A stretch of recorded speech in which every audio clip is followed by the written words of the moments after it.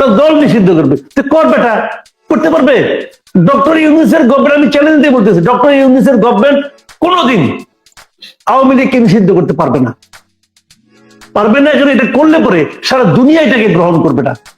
কেন দেখেন না আপনি, জাতিসংঘ যখন রিপোর্ট দিয়ে গেল অনেক কথা কইছে, এক জায়গায় কিন্তু বলে দিচ্ছে তারা কোনো দল নিষিদ্ধের পক্ষে না। ইউরোপিয়ান কান্ট্রি গুলো তো পৃথিবীর কেউ এটাকে সাপোর্ট করবে না। তো আওয়ামী লীগ ফিরে আসবে, আমি যে এটা কিন্তু সম্পূর্ণ আবার পার্সোনাল অপিনিয়ন, কিন্তু আমি মনে করি এই দেশে আওয়ামী লীগ ফিরে আসবে। কারণ আওয়ামী লীগ একটা বিরাট দল, আওয়ামী লীগের শিকড় অনেক গভীরে, সারা দেশে আওয়ামী লীগের নেতাকর্মী আছে এবং আবার ভালো করবে এদেশে, এটা হবে। যে যত চেষ্টা করুক, ওই যে আসিফ মাহমুদ সজীব ভুয়া বলছে আওয়ামী লীগের সে নিশ্চিহ্ন করে দিবে, হ্যান করুক, এগুলো বোগাস কথাবার্তা ভাই, এগুলো ছোট বাচ্চা মানে পোলাপানের কথা, এর বাস্তবতা না এটা। কিন্তু শেখ হাসিনা আবার এখানে আসবে। একটা দুর্ভাগ্যজনক কি আমি বলি আপনাকে, এই সরকারের কিছু কিছু লোক তারা আওয়ামী লীগকে নিষিদ্ধ করবে, আওয়ামী লীগকে নিশ্চিহ্ন করবে, এটা বলে বলে এবং তাদের কিছু আপনার বাল সুলভ কর্মকাণ্ডের কারণে তারা বরং শেখ হাসিনাকে ফেরত আনার একটা চেষ্টা করতেছে বলে আমি মনে করি। আমি এক্সাম্পল দিয়ে বলি আপনাকে, যেমন ধরেন এই যে 32 নম্বরটা ভাঙা হচ্ছে না? আচ্ছা, এটা কে ভাঙলো? এটা কি সরকার ভাঙছে? ভাঙে নাই। সরকারকে এই ভাঙায় খুশি হয়েছে, মনে মনে খুশি হইতে পারে, আমি জানি না, কিন্তু প্রকাশ্যে যেদিন ভাঙা হলো তারপরের দিন কি প্রধান উপদেষ্টা 2বার বিবৃতি দেয় নাই? 2বার দিচ্ছে। একবার দুপুরে দিচ্ছে, তার মনে হয়েছে বোধহয় বিবৃতিটা কম হয়ে গেল, আবার রাতের বেলা দিচ্ছে, গভীর রাতে। 2বার তারা বিবৃতি দিয়ে এই ঘটনা কিন্তু নিন্দা করছে। তার মানে ওনাদের নিন্দা করতে হয়েছে। কেন করতে হয়েছে? সারা দুনিয়াকে দেখানোর জন্য এটা আমরা চাই নাই। কিন্তু ওনারা এটা চায় নাই, এটাকে ওনারা প্রমাণ করতে পারছে কোনো একটা কাজের মাধ্যমে? পারে নাই। এর মাধ্যমে হয়েছেটা কি?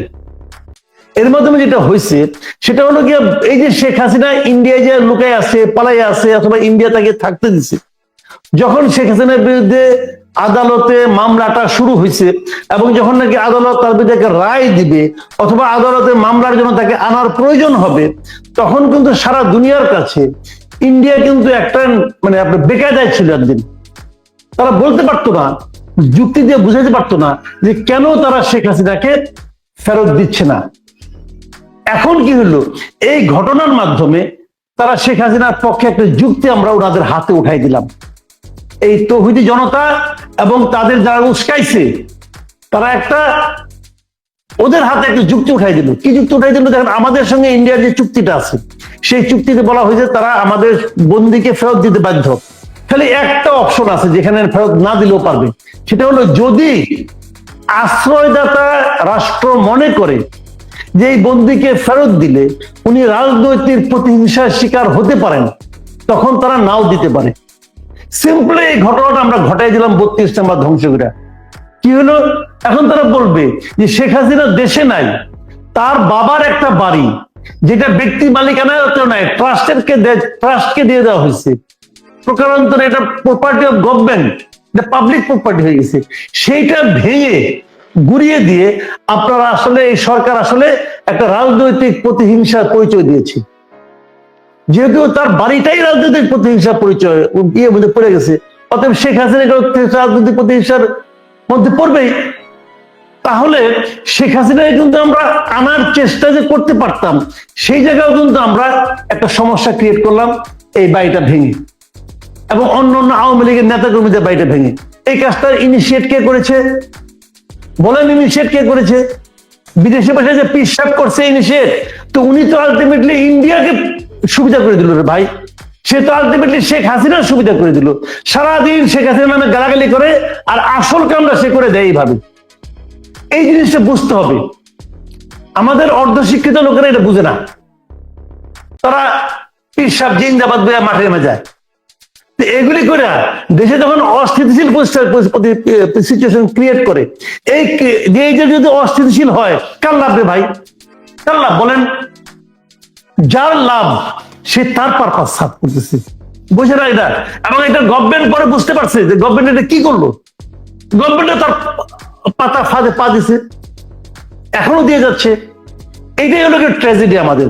আরেকটা জিনিস বলে শেষ করি শেখ হাসিনার ব্যাপারটা নিয়ে, যে যখন বলছে আমরা আওয়ামী লীগকে নিষিদ্ধ করব, যেহেতু এখন পর্যন্ত আওয়ামী লীগের স্বীকৃত নেতা হলো শেখ হাসিনা, তো আওয়ামী লীগের যারা মাঠ পর্যায়ে যায় নাকি লোকজন আছে একদম তৃণমূল পর্যায়ে, তারা কিন্তু হতাশ হয়ে যাচ্ছে যে আমাদের নিষিদ্ধ করতেছে, তাহলে আমরা এর প্রতিবাদ করতে হবে, এটাকে প্রতিরোধ করতে হবে।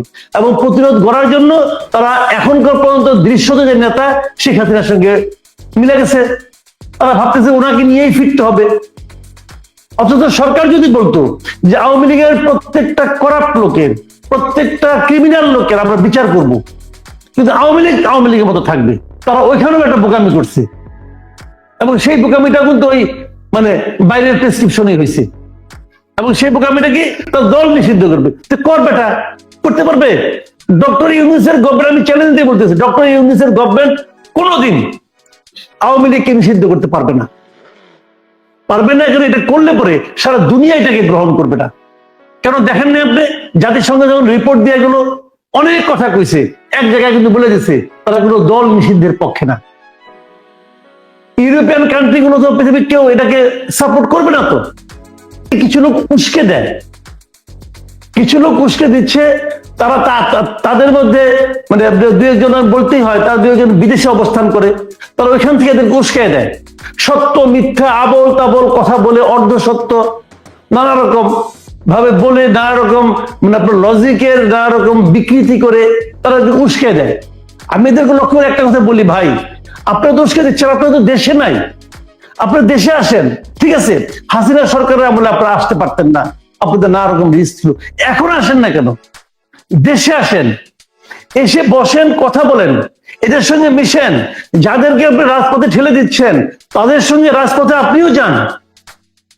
আপনি ওখানে বসে বসে আরামে বসে বসে এদেরকে নামাই দিবেন, ইনকিলাব জিন্দাবাদ বলে মাঠে নামাই দিবেন, নামাই দিয়ে ওখানে বসে বসে তামসা দেখবেন। আপনারা শুনেন, আপনি কখনো আগুন দেখেছেন? আগুন যখন জ্বলে, আগুনের রূপটা দেখেছেন? আগুনের রূপ কিন্তু দেখতে খারাপ না, আগুন দেখতে কিন্তু খারাপ লাগে না, লাল রঙের জলে, হ্যাঁ অল্প জলে, কম জলে জ্বলে।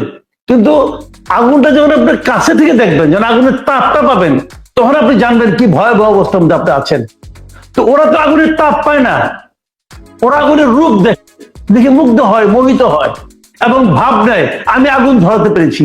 কিন্তু আমরা যারা দেশে আছি আমরা টের পাই আগুনের তাপটা কি। এক জায়গায় যখন ভাঙচুর শুরু হয় ওই রাস্তা বন্ধ হয়ে যায়, মানুষজন ওদিকে যেতে পারে না, যে কারণে ভাঙচুর হয় ওই কারণ অন্যান্য জায়গায় যখন থাকে তারা আতঙ্কিত হয়, এই বুঝি আমারটাও হলো। এই ভাঙচুর কোনো সমাধান নয়, বিপ্লব হয়েছে ভাই, সবচেয়ে বড় কথা মাথায় রাখতে হবে, বিপ্লব হয়েছে। অমুককে আপনি শেষ করে দিবেন, অমুককে মাটির সঙ্গে মিশিয়ে দিবেন, এর মাধ্যমে একটা দেশ অগ্রসর হতে পারে না। আমাদের দেশের কয় কোটি লোক, আপনি অর্ধেক লোককে বাতিল করে দিয়ে দেশে অগ্রসর করবেন? যে কথাটা আওয়ামী লীগ আমলে পুরো 15 বছর আমি বলে এসেছি। আওয়ামী লীগের লক্ষ্য কি ছিল? জামাতে ইসলামকে, বিএনপিকে একদম নিশ্চিহ্ন করে দেওয়া। আওয়ামী লীগ কিন্তু এই উদ্দেশ্য নিয়ে মাঠে নেমেছিল এবং তারা সেটা করতো, ধীরে ধীরে ধীরে ধীরে করতো। এবং তারা তো এক পর্যায়ে বিএনপিকে একটা জঙ্গি সংগঠন হিসেবে আখ্যায়িত করতে চেয়েছে। জিয়াউর রহমানের মতো মুক্তিযোদ্ধাকে বলছে সে নাকি পাকিস্তানের চর ছিল, বলছে তো ভাইগুলো। কেন বলছে? তাদের লক্ষ্য ছিল বিএনপিকে নিশ্চিহ্ন করে দেওয়া। তখন আমি বারবার বলেছি, আপনি বিএনপির যে এই কোটি কোটি সমর্থক আছে, জামাতের যে কোটি কোটি সমর্থক আছে, এই লোকগুলিকে আপনি নিশ্চিহ্ন করতে পারবেন না। তাদেরকে কি আপনি বঙ্গোপসাগরে ফেলে দিবেন? পারবেন না। বিভক্ত জাতি অগ্রসর হতে পারে না। এখন আমি দেখছি এই সরকারের আমলে এসেও, এই অন্তর্বর্তীকালীন সরকারের আমলে এসেও, এই ডক্টর ইউনূসের মতো লোকের আমলে এসেও আমি দেখছি তারা দেশটাকে আগের চেয়েও তীব্রভাবে বিভক্ত করার চেষ্টা করছে। এটা আমার জন্য মনে হচ্ছে ভয়ঙ্কর একটা দৃশ্য। এবং আমি আবারও বলছি, বিভক্ত জাতি অগ্রসর হতে পারে না, দেশকে ঐক্যবদ্ধ করতে হবে। যারা অন্যায় করেছে তাদের প্রত্যেককে আপনি সাজার আওতায় নিয়ে আসেন, আমার কোনো আপত্তি নাই, কিন্তু দেশটাকে দয়া করে ভাগ করবেন না। এবং দেশটাকে ভাগ করার জন্য সবাই যেন প্রাণপণে একটা কম্পিটিশনে এনে গেছে। এর চেয়ে দুর্ভাগ্য আমাদের আর কিছু হতে পারে না। আপনি আমেরিকায় আছেন, আপনি ভাবেন ওখানে রিপাবলিকান আর ডেমোক্রেটদের পলিসি কি এক না, তো বিভাজন আছে, ওইটা কোনো সমস্যা না। সমস্যা হলো নিশ্চিহ্নের রাজনীতিটা। যখন আপনি একটা দলকে নিশ্চিহ্ন করতে চান, তখন হলো প্রকৃত দেশটাকে ভাগ করে দেওয়া হয়। ওই বিভাজনটা মারাত্মক। আমরা ভিন্ন মত থাকবো, ভিন্ন ভিন্ন চিন্তা থাকবে, আমাদের ভিন্ন ভিন্ন আদর্শ থাকবে, কিন্তু আমরা জাতীয় স্বার্থে এক থাকবো। কিন্তু ভয়ঙ্কর হলো যে জাতীয় স্বার্থেও তারা এক না। তারা বলে যাচ্ছে তুমি আসতেই পারবা না, তুমি এখানে দাঁড়াই। আপনি আমার একটা কথা বলে, আমি একটা সিম্পল একটা এক্সাম্পল দিয়ে বলি আপনাকে। মাঝখানে আওয়ামী লীগ কিছু রাজনৈতিক কর্মসূচি ঘোষণা করলো। আওয়ামী লীগ যেভাবে রাজনৈতিক কর্মসূচির ঘোষণা করছে, আমার কাছে এটা মনে হয়েছে ঠিক করে নাই। কারণ তারা আড়ালে থেকে, মানে আন্ডারগ্রাউন্ডে থেকে, আবার শেখ হাসিনা উনি দেশ থেকে পালিয়ে গেছেন, উনি ওখানে বসে আপনার মানে আপনার কি বলে অডিও ভাষণ দিচ্ছেন, এগুলো কোনোটাই আমার পছন্দ হয় নাই। এটা আমি পছন্দ করি না, সাপোর্টও করি না।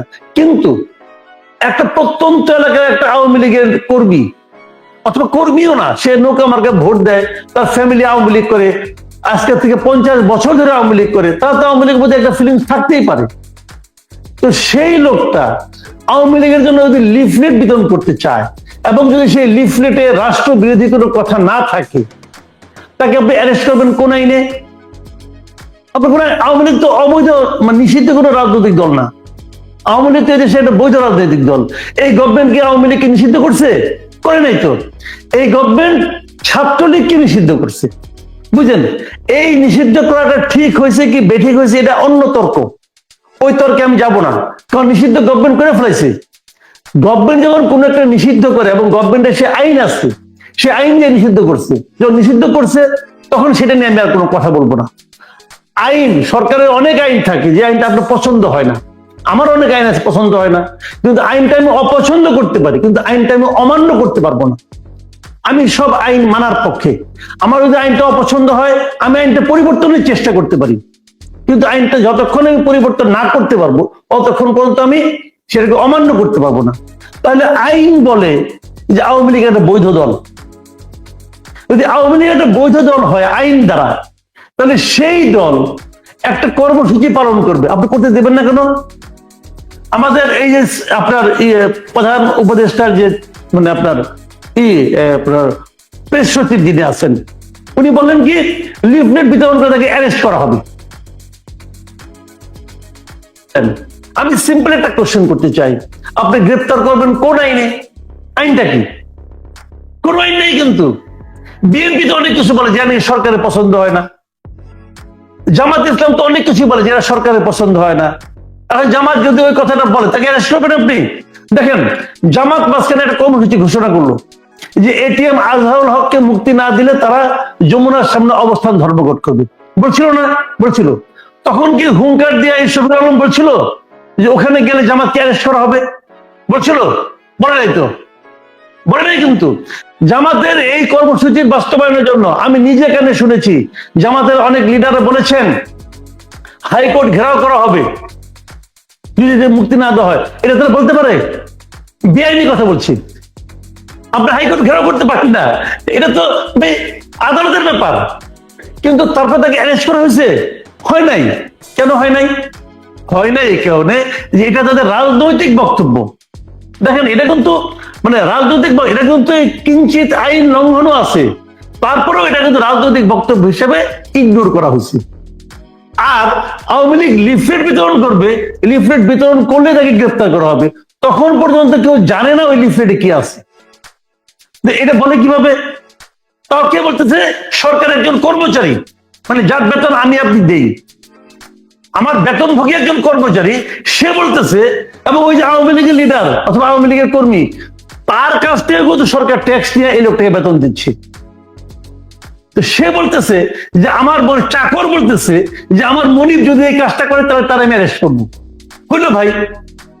এটা হইলো? এই জিনিস আমাদের দেশে চলছে। এই যে চলছে, যখন নাকি আইন প্রয়োগকারী ব্যক্তি আইন ভঙ্গ করছে, তখন কিন্তু সাধারণ মানুষ ভাবে তাহলে আমি আইন ভঙ্গ করতে পারি। তখন একটা বিশৃঙ্খলা তৈরি হয়। এই বিশৃঙ্খলাগুলো কোনো করা ঠিক না। রাস্তা তো চলছে না, চলছে কি বলেন আপনি? উনি বলতেছেন যে আইন শৃঙ্খলা পরিস্থিতি আগের মতোই আছে। তো আগে তো শেখ হাসিনা, তাহলে আমরা শেখ হাসিনাকে সরাইলাম কেন? আইন শৃঙ্খলা পরিস্থিতি আগের মতো রাখার জন্য আপনার কেন হয়েছে? দুই নম্বর কথা হলো উনি বলছেন যে আইন শৃঙ্খলা পরিস্থিতি ভালো আছে, উনি বিবিসি কে বলছেন।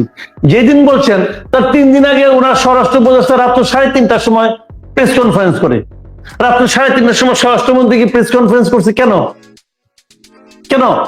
ও নৈশ সঙ্গীত শোনানোর জন্য? তার মানে আইন শৃঙ্খলা পরিস্থিতি যদি খারাপ না হতো, নাজুক না হতো, তাহলে সেটা করতো?